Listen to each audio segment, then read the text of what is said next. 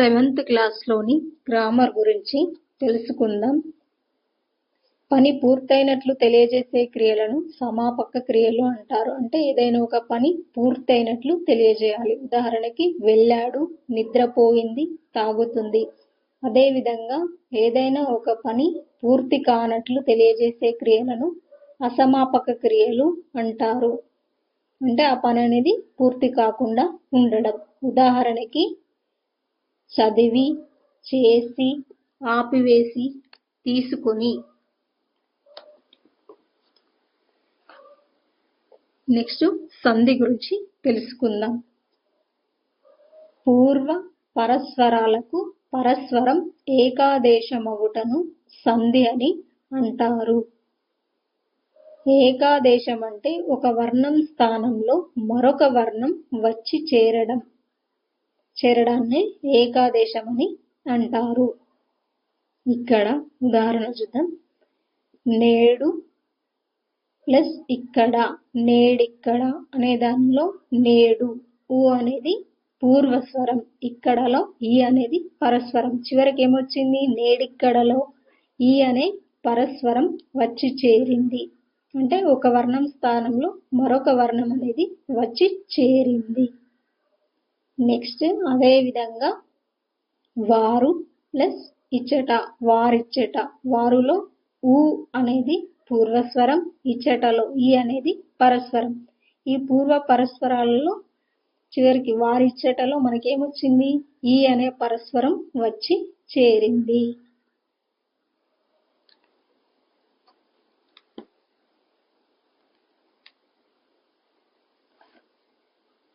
Next ఉత్వసంధి. ఉత్వసంధి అంటే ఉత్తునకు అచ్చుపరమైతే సంధి అనేది తప్పక జరుగుతుంది.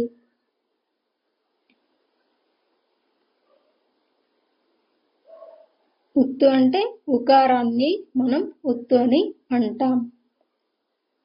ఉదాహరణకి రాముడు ప్లస్ అతడు, రాముడతడు. రాముడులో ఉకారానికి ఆ, అతడులో ఆ అనే అచ్చు చేరింది కాబట్టి ఇక్కడ సంధి అనేది జరిగింది. సేమ్ అదే విధంగా సోముడు ప్లస్ ఇతడు, సోముడితడు. సోముడు ఊ అనే ఉకారానికి ఈ అనే అచ్చు చేరింది కాబట్టి ఇక్కడ సంధి జరిగింది. మనము ప్లస్ ఉంటిమి, మనముంటిమి. ఉకారానికి ఊ అనే అచ్చు చేరింది.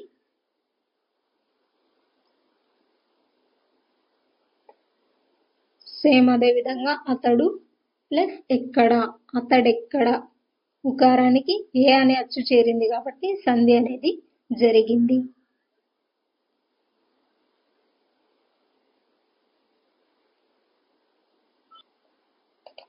నెక్స్ట్ వైకల్పికము.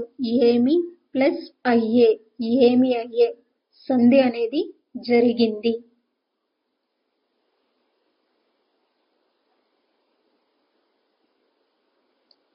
ఏమి ప్లస్ అయ్యే, ఏమి అయ్యే. సంధి జరగక ఎడాగమం వచ్చింది.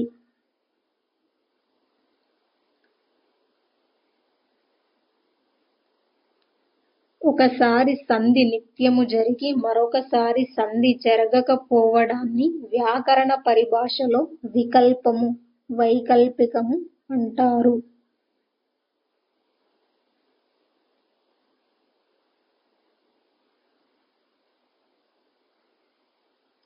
ఏమ్యాదులయందు ఇత్తునకు అచ్చుపరమైతే సంధి వైకల్పికంగా జరుగుతుంది.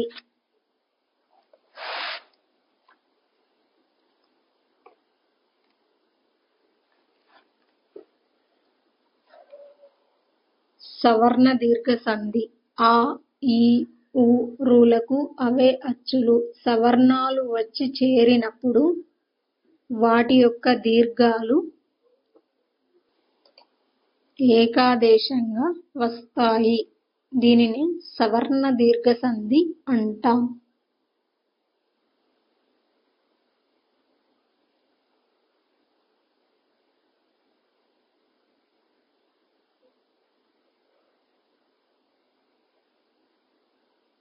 ఆ, ఈ, ఊ, రులకు సవర్ణాలు పరమైతే దీర్ఘం ఏకాదేశంగా వస్తుంది.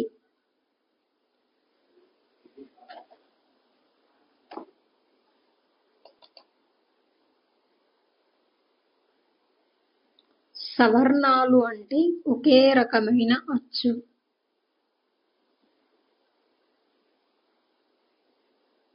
ఏకాదేశం అంటే ఇంతకుముందు మనం తెలుసుకున్నాం కదా, ఒక వర్ణం స్థానంలో మరొక వర్ణం వచ్చి చేరడాన్ని ఏకాదేశం అని అంటారు. ఇక్కడ కొన్ని ఉదాహరణలు ఉన్నాయి, చూద్దాం. శివాలయం, శివ ప్లస్ ఆలయం. ఇక్కడ ఆ అంటే ఒకే రకమైన అచ్చు చేరి చివరికి ఏమొచ్చింది, వాటి యొక్క దీర్ఘం అనేది వచ్చి చేరింది. సేమ్ అదే విధంగా మునీంద్రుడు, ముని ప్లస్ ఇంద్రుడు, ఈ ఇవి ఒకే రకమైన అచ్చులు అంటే సవర్ణాలు. చివరికి ఏమొచ్చింది, వాటి యొక్క దీర్ఘం అనేది వచ్చి చేరింది. భానుదయం, ఇది కూడా అదే విధంగా సవర్ణాలు, వాటి యొక్క దీర్ఘం అనేది వచ్చి చేరింది. మాతృరుణం, మాతృ ప్లస్ రుణం, ఇది కూడా సేమ్ ఒకే రకమైన అచ్చు అంటే సవర్ణాలు వచ్చి చేరేమైంది, వాటి యొక్క దీర్ఘం అనేది ఏకాదేశంగా వచ్చింది. ఆశ్చర్యార్థక వాక్యం, ఆశ్చర్యాన్ని తెలియజేసే వాక్యం ఆశ్చర్యార్థక వాక్యం. ఉదాహరణకి, ఆహా ఎంత బాగుందో.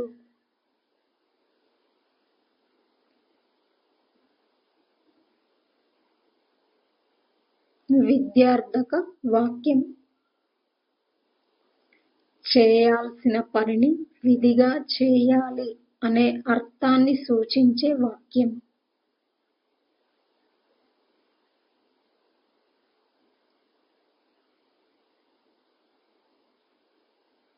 ఉదాహరణకి, చేతులు కడుక్కో.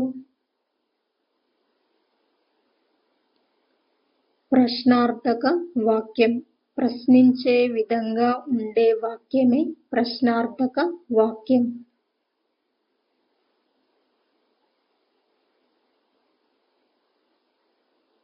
ఉదాహరణకి, మన రాష్ట్ర రాజధాని ఏది?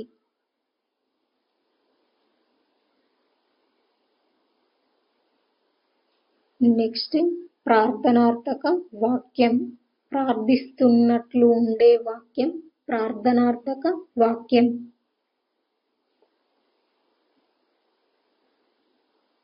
ఉదాహరణకి, దయచేసి మీరు రావాలి. సామర్థ్యార్థక వాక్యం, సామర్థ్యాన్ని తెలియజెప్పే భావం ఉన్న వాక్యం సామర్థ్యార్థక వాక్యం. సామర్థ్యార్థక వాక్యం, ఉదాహరణకి, నేను ఉన్నత చదువు చదవగలను. సందేహార్థక వాక్యం, పని జరుగుతుందో లేదో అనే సందేహం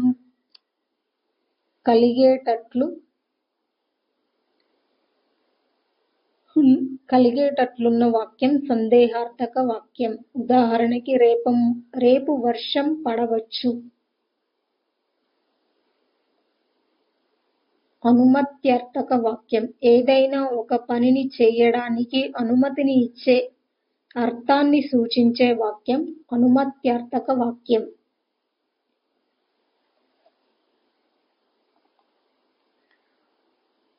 ఉదాహరణకి,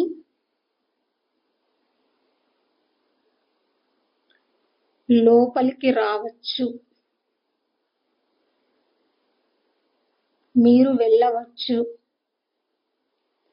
నిషేధార్థక వాక్యం, ఒక పనిని చేయవద్దనే అర్థాన్ని సూచించే వాక్యం నిషేధార్థక వాక్యం.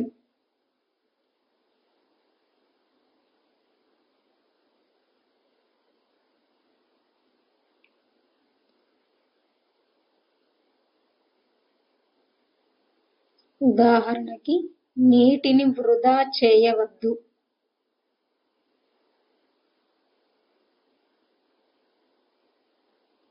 నెక్స్ట్ ద్విగు సమాసం.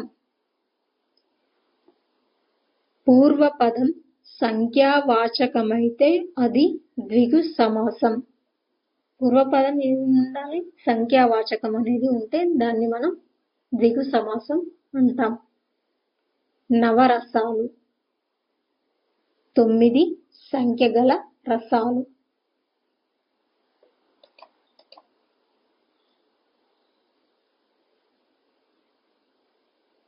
చతుర్వేదములు 4 సంఖ్య గల వేదములు.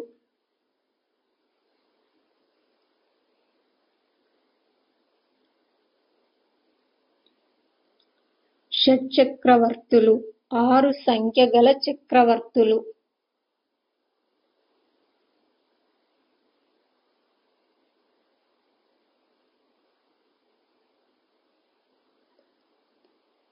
పంచపాండవులు 5 సంఖ్య గల పాండవులు.